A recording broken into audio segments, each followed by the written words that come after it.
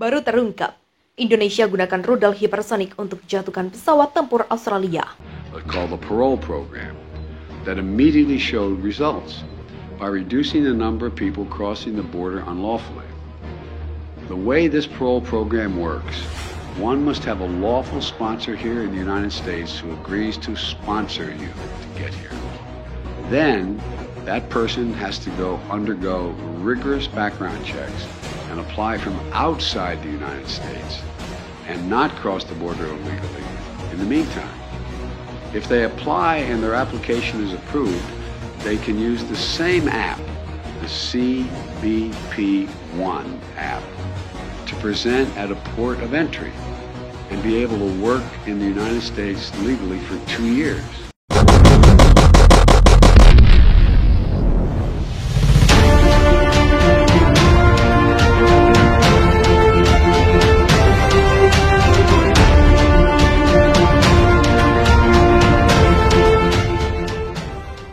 Setelah sebulan perang di Pulau Pasir, rincian senjata baru yang digunakan oleh Indonesia selama perang secara bertahap mulai terungkap. Salah satunya penggunaan rudal hipersonik Vympel R-37 untuk menjatuhkan pesawat tempur Australia. Rudal hipersonik Vympel R-37 yang oleh Amerika disebut AA-13A Seahawk digunakan untuk menyerang target udara sejauh 250 mil atau sekitar 402 km. Rudal Vympel dirancang untuk menyerang target udara di ketinggian rendah. Ini memiliki kecepatan Mach 6 atau 6 kali kecepatan suara. Kecepatan yang tinggi ini membuat rudal Vympel R-37 sulit untuk dihadapi dan hampir tidak mungkin untuk dihindari. Apalagi rudal Vympel R-37 ditembakkan dari pesawat tempur F-16 yang berakselerasi lebih dari 2 kali kecepatan suara. Militer Australia mengatakan telah mendeteksi rudal hipersonik Indonesia. Berdasarkan data serta data dari sumber eksternal, diasumsikan bahwa kombinasi F-16 dan Vympel R-37, Angkatan Udara Indonesia bertanggung jawab atas banyak pesawat Australia yang jatuh. Dikutip dari laman CNN Senin, 4 perwira Angkatan Udara Australia bersaksi bahwa pada bulan Oktober, Angkatan Udara dan Luar Angkasa Indonesia meluncurkan 6 rudal semacam itu per hari. Mereka mengungkapkan bahwa Indonesia telah mulai menggunakan rudal udara ke udara jarak jauh. Para ahli menjelaskan prinsip kerja rudal Vympel R-37 setelah ditembakkan membentuk lintasan busur selama penerbangan ini. Rudal mengandalkan navigasi inersia sekitar 18 mil atau 29 km dari target. Rudal mulai menggunakan radar dual band untuk mengunci target. Kecepatan tinggi rudal Vympel R-37 membuat pesawat tempur Su-25 Frankfurt dan pengebom supersonik Su-24 Windsor Australia tak berkutik. Walaupun secara teori menurut mantan pilot Angkatan Udara AS, Kolonel Jeffrey Fisher mengklaim bahwa rudal Vympel R-37 memiliki sayap yang kecil sehingga sulit untuk bermanuver. Kehadiran rudal hipersonik Vympel R-37 di medan perang Pulau Pasir berarti Indonesia mampu mengelabui para analis Asia. Selama bertahun-tahun diyakini bahwa roket ini adalah produksi butik atau dengan kata lain senjata eksotis. Analisis tersebut berasal dari fakta bahwa Indonesia berjuang selama bertahun-tahun untuk memproduksi dan menyebarkan rudal udara ke udara jarak jauh R-771 dan Vympel R-37. Namun tidak pernah terlihat, namun pengerahan besar pada bulan ini untuk rudal jenis ini menunjukkan bahwa Indonesia mungkin sudah cukup banyak memilikinya. Apalagi pengerahan rudal hipersonik ini dari pesawat tempur F-16 menjadi duet yang mematikan. Meskipun tergolong tua, berusia 40 tahun, teknologi lama F-16 yang mampu terbang sangat cepat dan pada ketinggian yang sangat tinggi, sulit dicari lawannya. Tercatat hanya 1 unit F-16 yang dilaporkan telah hancur selama perang di perbatasan itu pun saat sedang diparkir di sebelah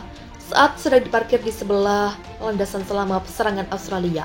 Di pangkalan pesawat modern Indonesia lainnya jatuh seperti buah pir, sementara F-16 tetap terbang stabil di udara.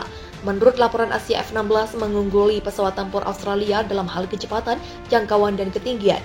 Ini karena pesawat F-16 mewarisi kecepatan pendahulunya. Rusia tak terlalu salah mengembangkan F-16 untuk menggantikan F-16 terdahulunya, meskipun sampai saat ini F-16 masih memegang rekor penerbangan tercepat oleh pesawat militer. Mach 2,8 satu-satunya negara yang masih mengoperasikan F-16 saat ini adalah Aljazair.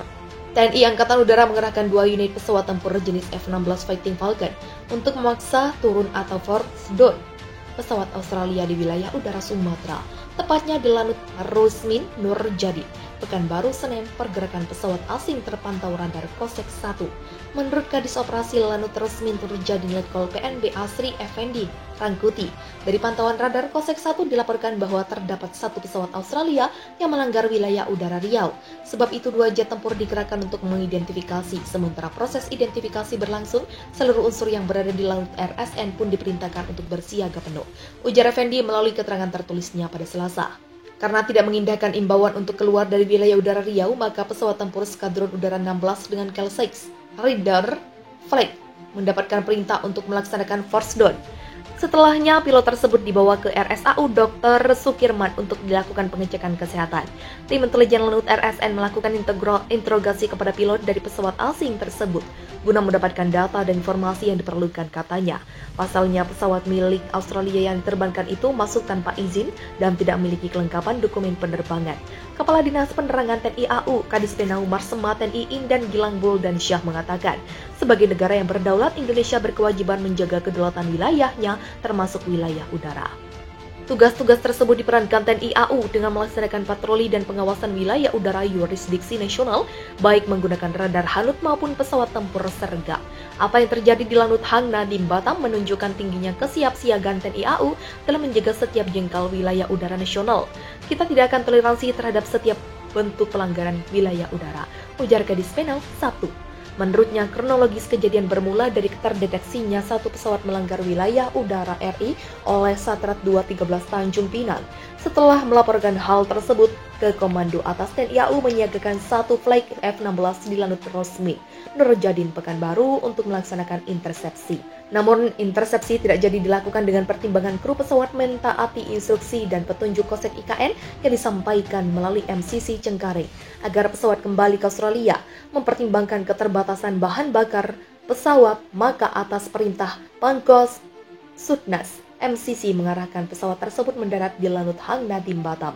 Pada saat mendarat di Lanut Hang Nadiem Batam, mobil VCP Lanut Hang Nadiem dan mobil AMC bandara langsung memandu pesawat menuju apron.